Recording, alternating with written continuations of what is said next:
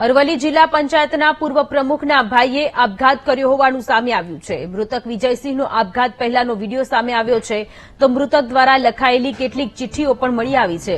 ધંધાકીય લેવડ દેવડમાં છેતરાયા હોવાનો વીડિયોમાં ઉલ્લેખ કરવામાં આવ્યો છે। તો આ મામલે જિલ્લા પંચાયતના પૂર્વ પ્રમુખ લાલસિંહ ચૌહાણે પણ નિવેદન આપ્યું છે। તેમણે કહ્યું છે કે દુકાનની ખરીદીમાં ભાઈ સાથે નાણાંની ઉચાપત થઈ હતી। રેવાસના રાજુ પટેલ નામના વ્યક્તિએ ઉચાપત કર્યાના લાલસિંહ ચૌહાણે આક્ષેપો કર્યા છે।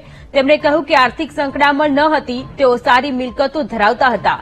સાથે જ તેમણે આરોપ લગાવ્યો કે 3 વ્યક્તિઓ સાથે હતા અને ફાયરિંગ થયું છે।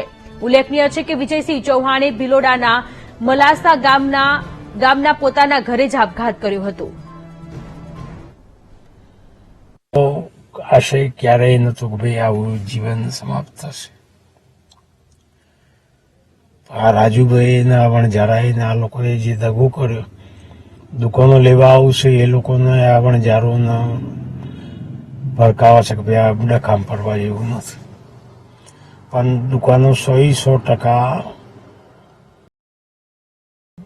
જે દુકાનો રાખી છે તે પ્લોટો રાખે છે તે બધા આપણા જ ઓફિસના પૈસાના છે। ઓફિસના ગણો કરો લોકોની એફડી IMM આપણે રોકાણો આમથી આમ કરાઈ જાય, પણ આપણે 4-5 વર્ષથી તૈયાર બધું પડી રહ્યું છે, પણ કોઈ ગ્રાહક નથી। હવે છેલ્લા 3 વર્ષથી તો એફડીની ચૂકવણી વ્યાજની આપણા ઓફિસના પૈસાથી કરવી પડે છે, એટલે તકલીફનો કોઈ અત્યારે મને પાર જેવું નથી।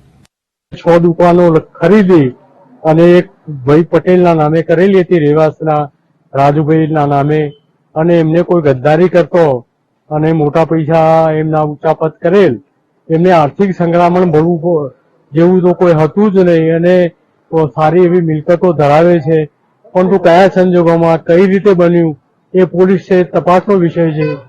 એ અત્યારે તબક્કે હું વધારે નહીં કહી શકું, પણ એમને કોઈ આર્થિક સંકળામણનું કારણ નહોતું।